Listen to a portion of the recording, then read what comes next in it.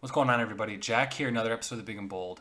I was actually in attendance for the Michigan State game last weekend. My first time, not only at Big House for a night game, but also my first time watching Michigan play Sparty. And I'm going to talk about the game because it was a big game for Michigan and an important one for them. And there's a couple things I want to get into with that. Obviously, though, I want to start getting the business in the tunnel out of the way first. Every big head in sports media is talking about it because it's a big story. And I'm not going to sit here and lecture people about why it was morally incorrect for Michigan State players to do what they did and blah, blah, blah. Because you probably already know that. You've already heard that. I'm not going to play more into that, right? It was wrong what happened in the tunnel.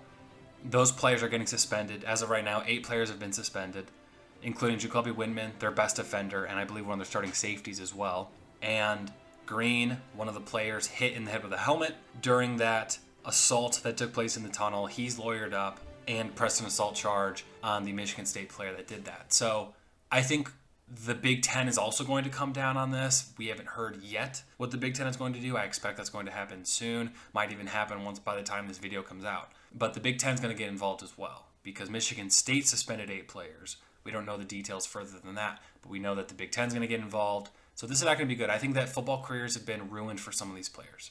Some of these guys are never going to play football again in college. I do believe that. I don't know about jail time and how that's all going to work out. I'm not going to speculate on what's going to happen there. But what I do want to talk about is some of the responses to this incident are a little disgusting. Now, as a Michigan fan, I am a Michigan fan. Obviously, I'm going to have a skewed perspective. And, Michigan State fans are going to have a skewed perspective as well. But anything other than admitting that this was wrong is unjustifiable. You can't blame the tunnel. That tunnel's been there 100 years. Other stadiums in college football have one tunnel, and this has never happened. Michigan has played a lot of games at that stadium. They've played a lot of games against rivals. This has never happened. And to compare it to what happened in the tunnel a couple weeks ago against Penn State, where there was shouting at halftime, things were thrown, and that was the end of it. To compare it to that at halftime of the Ohio State game last year, where there was shouting and guys getting into it, completely different. Players weren't being held down and beaten by multiple players on the opposing team. Helmets weren't being used as weapons. Completely different scenario. And you can say, well, Michigan's players, Green and Burrows, they shouldn't have been in the tunnel. It's Michigan Stadium. And there are reasons why I've been told that they were walking in the stadium when they were and blah, blah, blah. And some people believe it, some people won't. That's why I won't get too into it. But at the end of the day, that's like if I said, you shouldn't be walking home on your route home from work because there are X people there. And then you get jumped, and then I blame you for walking home. I mean, that's what that is. Instead of blaming the people that held you down and beat you, that punched you and kicked you, which is literally exactly what happened to 2 Michigan players, and hit in the head with helmets, or at least Green was, which resulted in a concussion. I'm blaming you for being where you were. They were in their own stadium. It's just, I just think that it's ignorant, and I think that it makes you sound stupid. I think it makes you sound a little insensitive to the situation, and I would expect nothing less from Michigan State slappies, which has happened. Now, the last thing I want to talk about with this is what it kind of means for Michigan State's program, because you can look at this from a micro or macro standpoint. And looking at a big picture, no, I'm not saying that everyone connected to the Michigan State program, university, blah, blah, blah, is a bad person or something. I'm not saying that at all, okay? So don't hear what I'm not saying. But the last 5 or 6 years, not 40 or 50 years, the last 5 or 6 years, there's been a growing number of controversies with the Michigan State program, specifically their athletic department. I'm not going to dive into what those are, but if you've been following them, even not intentionally, you've heard about it. There have been some pretty disgusting things that have happened with their program. And it happens with a lot of schools. It is what it is, especially athletic departments, unfortunately. Things happen. But there's been a growing number of disgusting incidents that have occurred with the Michigan State athletic department the last 5 or 6 years. And I'm not blaming Mel Tucker. I'm not even going to go as far as say I'm blaming Mark D'Antonio. But I think that something is going to need to change, whether it be culturally, I don't know, but something needs to change because there's a growing number of very, very bad incidents for Michigan State, and it's not a good look for your program. And for the football team, it's already kind of a Titanic situation for them because they're a losing team. I believe they're 3-5 right now. So on the field, you have problems. And now off the field, you have an incident after the game. This isn't Juwan Howard slapping the big bald head of a Wisconsin assistant coach like that what happened last year or last season. Okay, and then Juwan Howard got suspended. Okay, this is a very different situation. And to compare it to that, there's really nothing to compare this to in terms of college football, especially This kind of thing has just never happened. There are going to be massive repercussions for the Michigan State football team, and this is already a lost season for them. It's just going to continue to get worse. We don't know what the police departments involved are going to be doing. We don't know what the Big Ten is going to do, but it's just going to get worse for them. And to try and make it Michigan's fault, to try and make it the players' fault, Michigan's players, I think it makes you look stupid. And I think that for Michigan State and anyone involved with that program, I think you should just eat your crow and move on. That's all you can really do, right? Is try to move on and admit that this was bad. And you can't blame anyone else other than those Michigan State players that did that, in my opinion. But the game itself, what I really want to talk about, what I really want to get into, because this was a big game for the Wolverines. Michigan had lost the last 2 contests against Michigan State. Jim Harbaugh was 0-2 against Mel Tucker as the head coach at Michigan State. This was big. The crowd was juiced. Everybody was ready to watch Michigan win.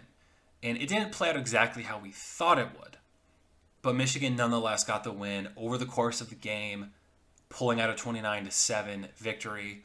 And to start the game, we were a little worried because Michigan State goes up 7-3 at the beginning of the first quarter. But that happened because 2 of the 3 things that I thought Michigan State needed to do to win the game happened. They won the turnover battle at the beginning of the game with the Cornelius Johnson fumble, and Peyton Thorne was having an incredible start. Peyton Thorne needed to have a career game to win this for Michigan State. They needed to win the turnover battle, and they had to stop the run for Michigan. The Cornelius Johnson fumble set up Michigan State with good field position, and 2 incredible catches by Keon Coleman got them a touchdown. I mean, just phenomenal catches. Really, props to him. He's a very talented wide receiver. That put them up 7-3. After that, Michigan scores 10 unanswered points in the second quarter, and then 16 unanswered points in the second half to win the game. And they were moving down the field to try and score again at the end of the fourth quarter, but I think Vegas got involved, and on a third down catch by Ronnie Bell, they ruled it an incompletion after originally ruling it a catch, and that 22.5 point spread that a lot of people bet on did not happen. It was a 22-point win for Michigan.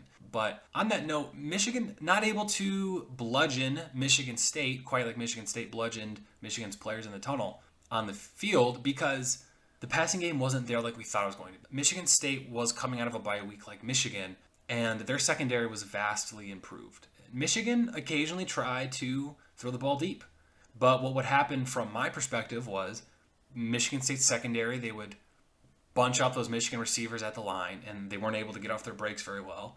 And next thing you know, that play isn't there. That deep ball is not there for JJ, and then it would turn into kind of a mess. And I don't know if it's JJ's inability to find his second or third option. I don't know if it was the play calling not giving him that. But the Michigan receivers weren't getting open, and it wasn't very easy for JJ to move the ball down the field. But Blake Corum had 177 yards and a touchdown, continuing to do what he does best, which is run all over defenses. And there were 2 or 3 plays with Blake Corum and Donovan Edwards where they just got tripped up right before a huge run. So things worked out kind of for Michigan State to where it wasn't as much of a blowout as it could have been. But Michigan really dominated the game. I mean, they held Michigan State to 1.6 yards per carry. Their leading rusher, Elijah Collins, had 3.1 yards per carry. They were 2 of 11 on third downs the entire game. Michigan was 9 of 16. Michigan again dominated the time of possession battle. I mean, all of those kind of general statistics that you look at, Michigan won, and this was a convincing win for them. They didn't dominate like we thought they would, but over the course of the game, Michigan resorted to basically just what they do. I mean, they ran the ball. They played incredible defense, shutting down Michigan State. I think Michigan State only had 2 first downs in the second half. It was a fantastic performance for the Wolverines. Didn't blow Michigan State out like we thought they would, but nonetheless, a very good win for Michigan. And Jim Harbaugh finally kind of gets that monkey off his back, right? He got that win over Mel Tucker. Who knows what would we be talking about if Michigan lost to Michigan State? But thankfully they didn't, and they won the game. And now they're 8-0. And the path is pretty clear for them to walk into Columbus at the end of the season as an undefeated team. They've got 3 more games before that, Rutgers, Nebraska, and a very good Illinois team. Illinois plays a very similar style of football to what Michigan plays, but Michigan does it better than Illinois. So that's there, but I'm going to be putting out a separate video previewing that Michigan-Ohio State game later. Wrapping up this, again, good win for Michigan. Had to do it. In Michigan's last 20 games, I believe they're 20-2 under Jim Harbaugh. They were 12-2 last year, won the Big Ten, beat Ohio State, made it to the playoff, and now they're 8-0 so far this year. So this has been an incredible stretch for them, the best that we've seen since they won a national championship in 1997. So it's a good time to be a Michigan fan. Soak it in while you can. You got to win over Ohio State in the last 2 years. You got to win over Michigan State in the last 2 years. Things are going good for them. What the future holds, we'll see. But again, good win for the Wolverines against Michigan State. I said what I wanted to say in regards to the Michigan State tunnel situation. You can find videos of that anywhere. You can find people giving their 2 cents on that situation anywhere. It's not going to end with this video. I think people are still going to talk about this moving forward as more results and the aftermath of that situation continues. But thank you for listening, everybody. Please like and subscribe if you haven't or not already. I really appreciate it. It helps me grow my channel. I'm going to continue to make Michigan and just college football content in general as this wacky season moves on. And as of right now, Michigan is 5th in the playoff poll behind Clemson at 4, which I'm not going to drop a video on that independently, but I will say that obviously if Michigan wins out, they're going to be in the playoff, possibly as the number 1 team in the country. So beat Ohio State at the end of the year, win a Big Ten title. But what that does is it kind of sets Michigan up to, if they go 11-1 this year with a loss to Ohio State, I don't think they're going to be a playoff team. I think is kind of what that is setting up. Even if Clemson loses a game, but they're 12-1 because they win the ACC, they're probably in over Michigan as well. I think an 11-1 Tennessee with a loss to Georgia, or vice versa, Georgia loses to Tennessee, and they're 11-1. I think they get in over Michigan. So that Ohio State game at the end of the year is very, very important to the Wolverines. They need to win that game if they want to make it to the playoff. But again, that will be talked about more in detail later on. Again, thank you for listening, and go Blue.